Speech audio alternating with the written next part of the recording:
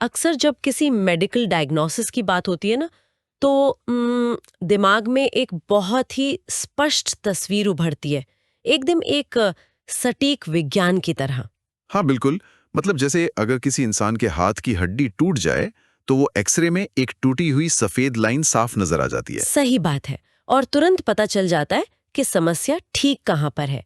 लेकिन जब हम मानव शरीर या न्यूरोलॉजी और लत यानी एडिक्शन की दुनिया में कदम रखते हैं ना, तो अचानक से वो एक्सरे मशीन जैसे काम करना ही बंद कर देती है। एकदम सच कहा आपने। हम एक ऐसे परिदृश्य में पहुंच जाते हैं जो बहुत ही धुंधला है।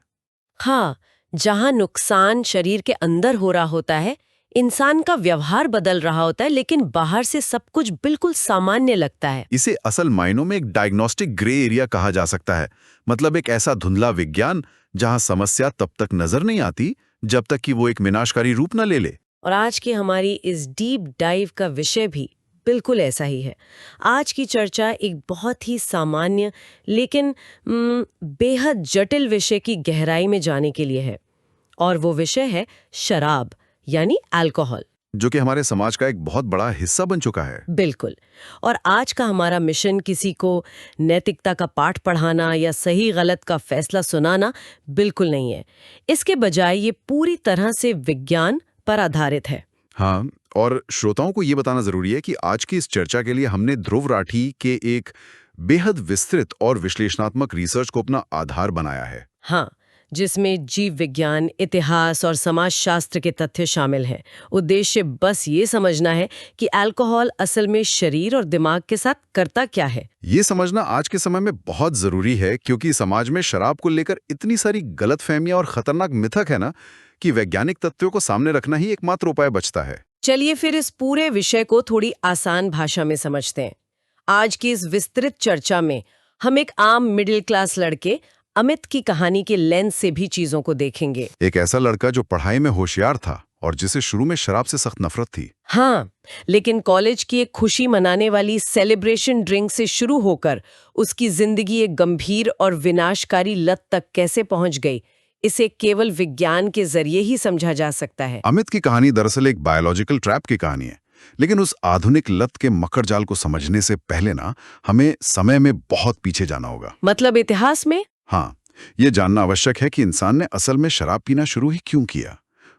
ये कोई आधुनिक आविष्कार नहीं है। अक्सर ऐसा लगता है कि शराब इंसान द्वारा किसी लैबोरेटरी में बनाई गई चीज है, लेकिन इतिहास और विज्ञान बताते हैं कि ये इंसानी सभ्यता से भी पुरानी है। बिल्कुल, ये असल में प्रकृति में होने वाले फर्मेंटेशन यानी खमीरीकरण की एक प्राकृतिक प्रक्रिया का नतीजा है। हाँ, जब फलों में बहुत ज्यादा प्राकृतिक चीनी जमा हो जाती है, तो वो यीस्ट नाम के एक माइक्रो ऑर्गेनिज्म को अपनी तरफ आकर्षित करती है। और ये यीस्ट उस चीनी को अपना भोजन बनाता है और उस पाचन प्रक्रिया के बदले में दो चीजें बाहर निकालता है, कार्बन डाइऑक्साइड और अल्कोहल, जिसे वैज्ञानिक भाषा में इथेनॉल कहा जाता है। एकदम सही। और यहीं से जन्म होता है ड्रंकन मंकी हाइपोथेसिस का। अच्छा, ये ड्रंकन मंकी हाइपोथेसिस क्या है? इवोल्यूशनरी बायोलॉजी का मानना है कि आज से लाखों साल पहले जब इंसान पूरी तरह विकसित भी नहीं हुआ था, तब हमारे पूर्वजों ने पेड़ों से गिरे हुए ज्यादा पके और फर्मेंटेड फलों को खाया होगा। बाप रे, ये कल्पना करना ही काफी दिलचस्प है कि फर्मेंटेशन असल में प्रकृति की रसोई में हुआ एक एक्सीडेंट था। हाँ, एक एक्सीडेंट ही था।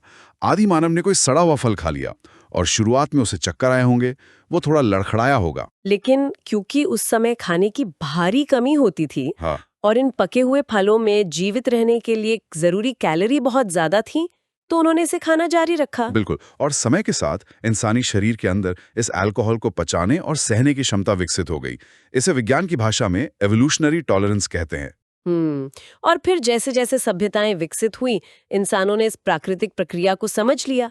इतिहास के पन्नों में इसके बहुत ही स्पष्ट प्रमाण दर्ज है ना। हाँ, चीन के जाहू गांव में पुरातत्वविदों को 7000 ईसा पूर्व के ऐसे मिट्टी के बर्तन मिले हैं जिनमें चावल, अंगूर और शहद को सड़ाकर बनाई गई ड्रिंक्स के रासायनिक निशान मौजूद हैं। और शायद इजराइल के हाइफा में भी कुछ मिला था। हाँ, वहां एक गुफा के अंदर तो 13,000 साल पुरानी बियर बनाने के सबूत मिले हैं। क्या बात कर रहे हैं, 13,000 साल।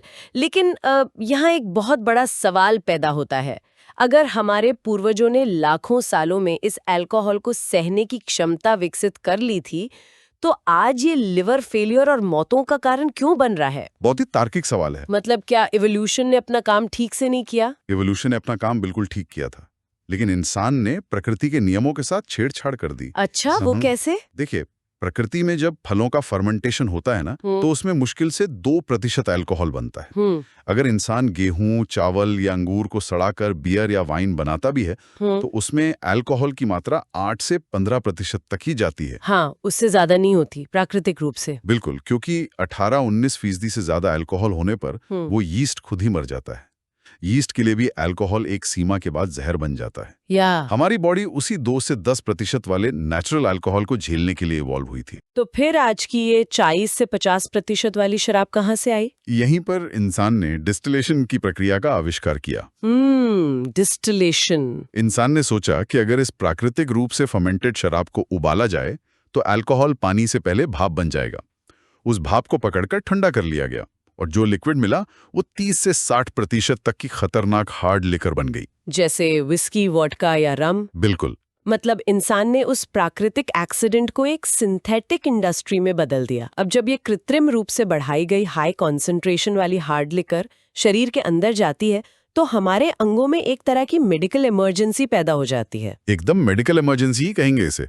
जब भी शराब शरीर में प्रवेश करती है तो वो पेट और छोटी आंत से होकर गुजरती है। और हमारे पेट और छोटी आंत के बीच एक बायोलॉजिकल टोलगेट जैसी मांसपेशी होती है जिसे पाइलोरिक स्फिंक्टर कहते हैं। हाँ, अगर पेट में खाना मौजूद है तो ये दरवाजा ज्यादातर बंद रहता है और शराब धीरे धीरे आगे बढ़ती है। लेकिन अगर खाली पेट शराब पी जाती है तो ये दरवाजा पूरी तरह खुला रहता है।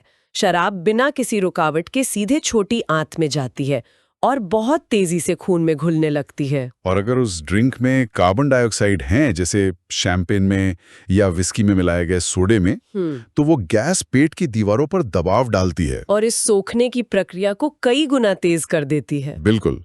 और एक बार खून में घुलने के बाद ये उन अंगों की तरफ भागती है जहां ब्लड फ्लो सबसे ज्यादा है, यानी इंसान का लिवर और उसका दिमाग। और लिवर के अंदर जो संघर्ष शुरू होता है ना, उसके पीछे का विज्ञान समझना बहुत जरूरी है। लिवर शरीर का मुख्य फिल्टर और केमिकल फैक्ट्री है। इसके पास काम करने की एक फिक्स्ड स्पीड होती है।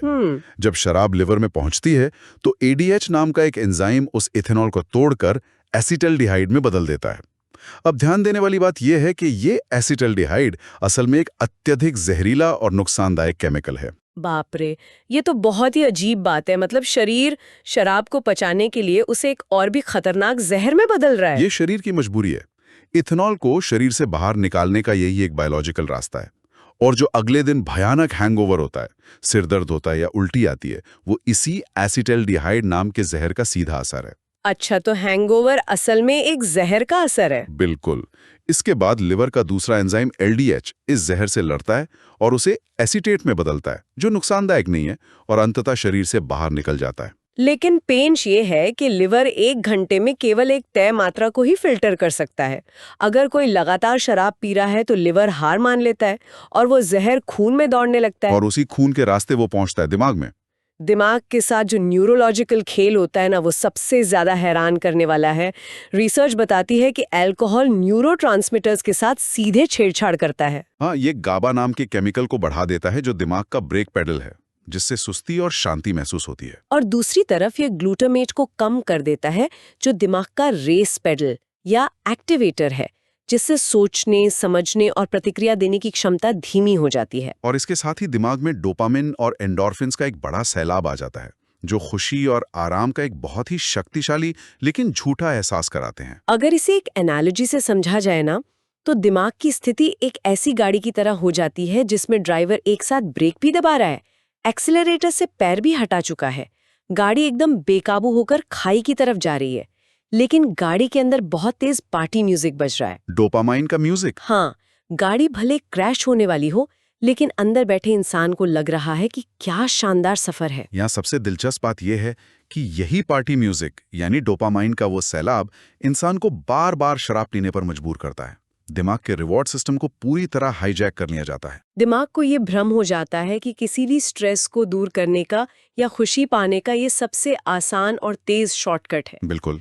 लेकिन जब विज्ञान इतनी स्पष्टता से बता रहा है कि लिवर एक खतरनाक जहर से लड़ते लड़ते थक रहा है और दिमाग सुन्न होकर अपना नियंत्रण खो रहा है, तो फिर समाज में इतने सारे लोग शराब को सुरक्षित या सेहतमंद क्यों मानते हैं? यहीं से जन्म होता है उन खतरनाक मिथकों का जो अक्सर पार्टियों या चर्चाओं में सुनने को मिलते हैं। मुझे हैरानी इस बात की होती है कि विज्ञान इतना स्पष्ट है, फिर भी एक बहुत आम धारणा है कि अरे बस एक ड्रिंक से क्या ही नुकसान हो जाएगा। मिथक हमेशा वैज्ञानिक तथ्यों से ज्यादा तेजी से फैलते हैं, लेकिन वर्ल्ड हेल्थ ऑर्गेनाइजेशन का स्पष्ट बयान है कि शराब की कोई भी मात्रा शरीर के लिए सुरक्षित नहीं है। कोई भी मात्रा नहीं? बिल्कुल नहीं।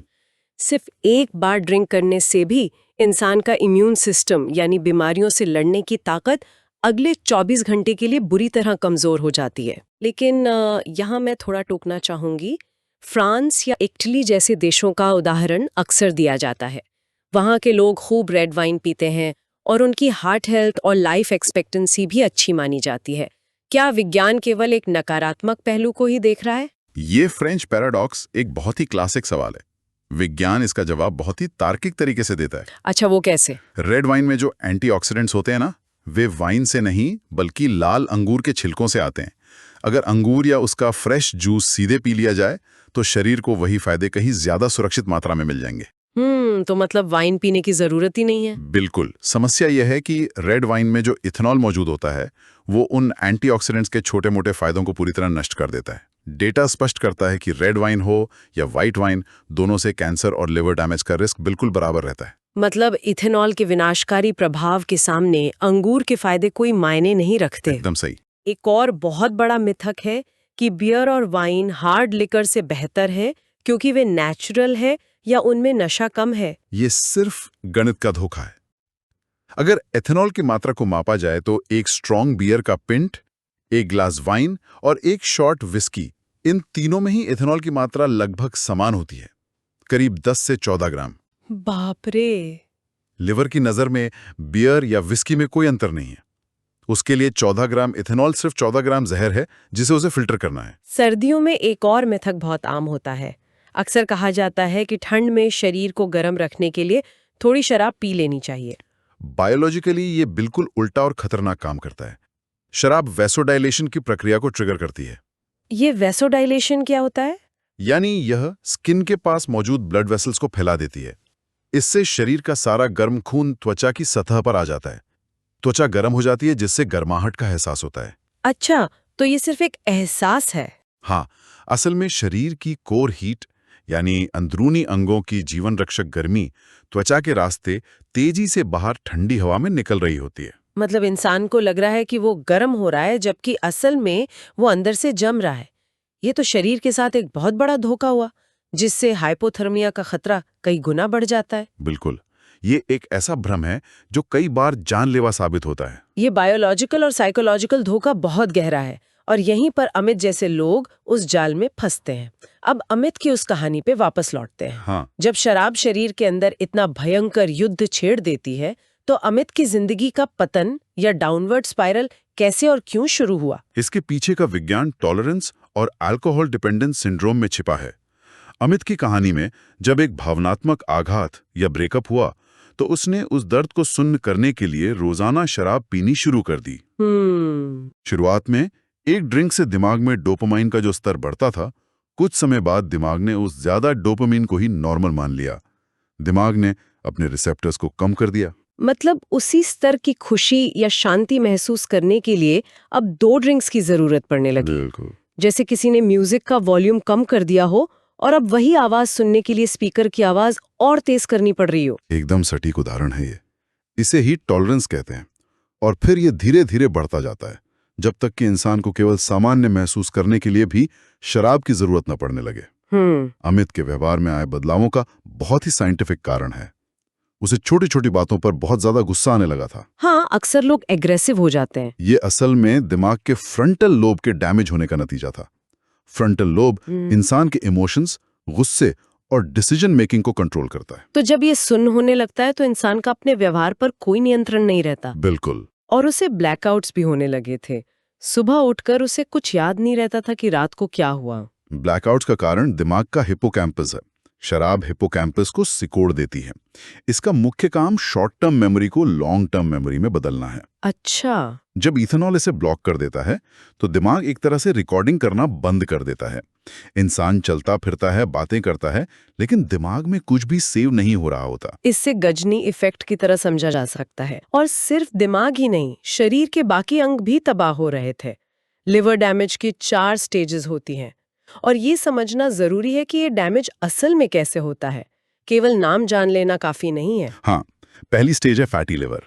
लिवर का सामान्य काम शरीर के फैट को प्रोसेस करना है, लेकिन जब शराब आती है तो लिवर अपना सारा काम छोड़कर उस एसिटाइलडिहाइड नाम के जहर से लड़ने में लग जाता है। इस वजह से फैट प्रोसेस नहीं हो पाता और वो लिवर के चारों तरफ जमा होने लगता है। बिल्कुल। अगर यहाँ शराब छोड़ दी जाए तो लिवर खुद को ठीक कर सकता है। और दूसरी स्टेज? दूसरी स्टेज है हेपेटाइटिस, जहाँ लिवर की कोशिकाओं में सूजन आ जाती है और वे नष्ट होने लगती हैं। तीसरी स्टेज है फाइब्रोसिस, जहाँ डैमेज हुए हिस्से पर कड़क घाव यानी स्कार टिश्यू बनने लगते हैं। और अंत में सिरोसिस। ये एक इरिवर्सिबल स्टेज है जहां से वापसी मुमकिन नहीं है। हाँ, लिवर एक पत्थर की तरह सख्त हो जाता है और पूरी तरह फेल हो जाता है। बाप रे! इसके अलावा पैंक्रियाज पर भी इसका भयानक असर होता है। अल्कोहल की वजह से पैंक्रियाज इतने खतरनाक और अनियंत्रित एंजाइम्स बनाने लगता है कि वो खुद को ही अंदर से डाइजेस्ट करने लगता है। इसे पैंक्रियाटाइटिस कहते हैं, जो असहनीय दर्द देता है। हार्ट अटैक और स्ट्रोक का रिस्क तो इसके साथ साथ चलता ही है। बिल्कुल। ये सब सुनकर एक बहुत ही बुनियादी सवाल मन में आता है, क्या एक बार डिपेंडेंस सिंड्रोम की स्थिति आ जाने पर इंसान की विल पावर यानी उसकी अपनी इच्छा शक्ति पूरी तरह खत्म हो जाती है? ये एक बहुत ही जटिल स्थिति है। मतलब या ये विशुद्ध रूप से एक केमिकल और बायोलॉजिकल हार है?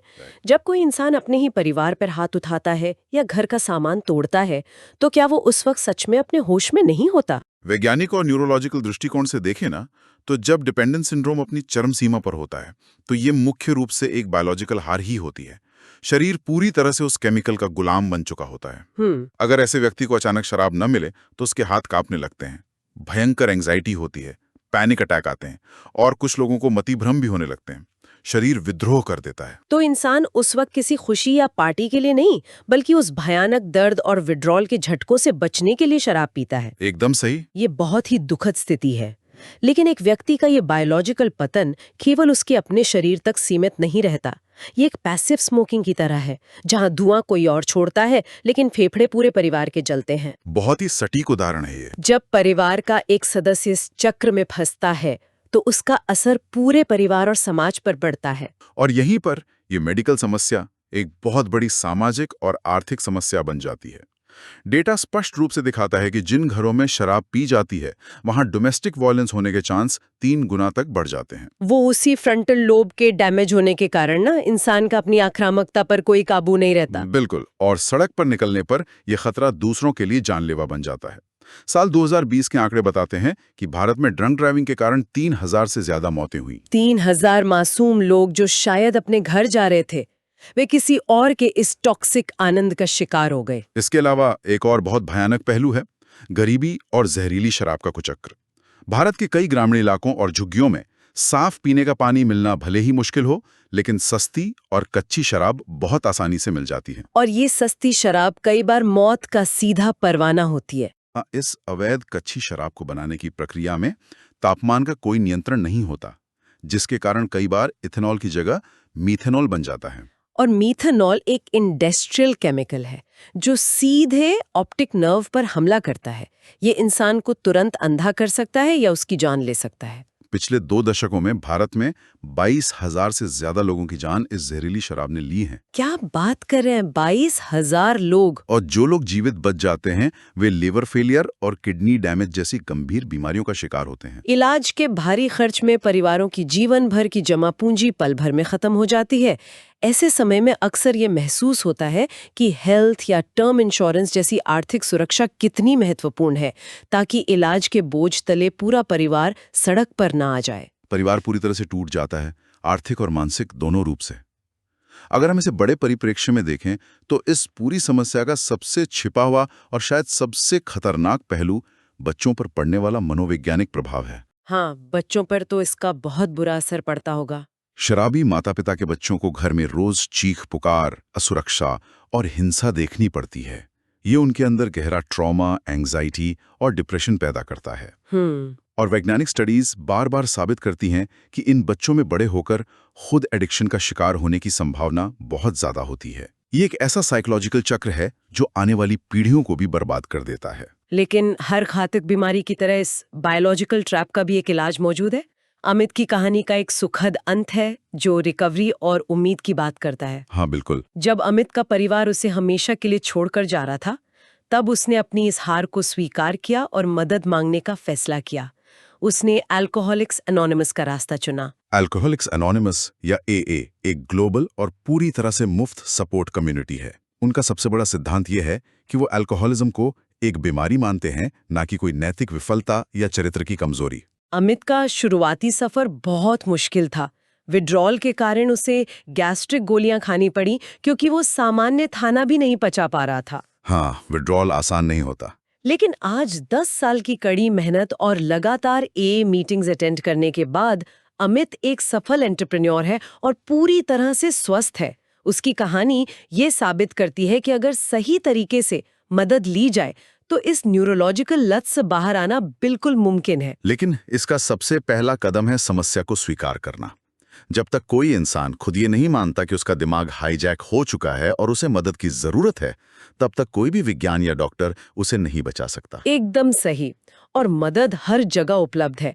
भारत सरकार की एक फ्री और कॉन्फिडेंशियल हेल्पलाइन है 1446, जहां कॉल करके गोपनीय तरीके से काउंसलिंग ली जा सकती है। इसके अलावा AA जैसे सपोर्ट ग्रुप्स हैं जो बिना किसी की पहचान उजागर किए काम करते हैं। स्थिति गंभीर होने पर प्रोफेशनल रिहैबिलिटेशन की मदद भी एक बहुत ही तार्किक और सही कदम है। अगर इस पूरी वैज्ञानिक यात्रा को समेटकर देखा जाए ना, तो ये पूरी तरह स्पष्ट हो जाता है कि शराब को देखने का सामाजिक नजरिया जड़ से बदलना चाहिए।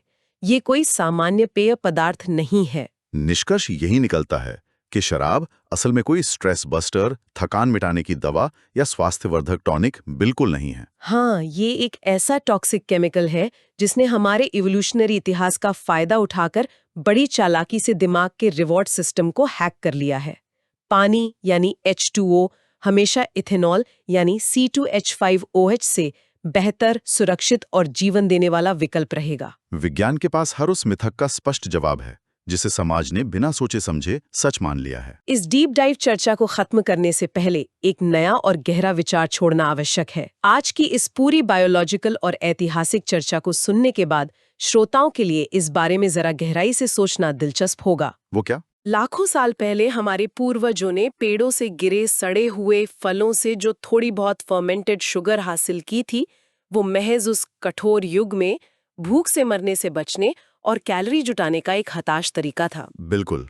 तो क्या आज के इस आधुनिक समाज में फैली शराब की भयानक महामारी असल में उसी प्राचीन सर्वाइवल मैकेनिज्म का नतीजा है जो आज के आसानी से मिलने वाले और कृत्रिम रूप से बनाए गए रसायनों की दुनिया में आकर पूरी तरह से मिसमैच हो गया है?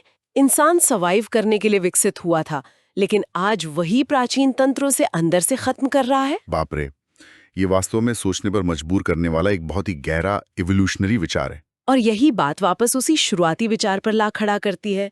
लत की कोई साफ तस्वीर नहीं होती, कोई एक्सरे नहीं होता जो पहले दिन ही बता दे कि अंदर क्या टूट रहा है। सही बात है। कभी कभी उस अदृश्य नुकसान को समझने और उसे स्वीकार करने की हिम्मत जुटाना ही इलाज की दिशा में उठाया गया सबसे पहला और सबसे अहम कदम होता है। आज की इस डीप डाइव में शामिल होने के लिए बहुत बहुत शुक्रिया। सुरक्षित रहें और हमेशा तथ्यों के आधार पर स्वस्थ विकल्प चुनें।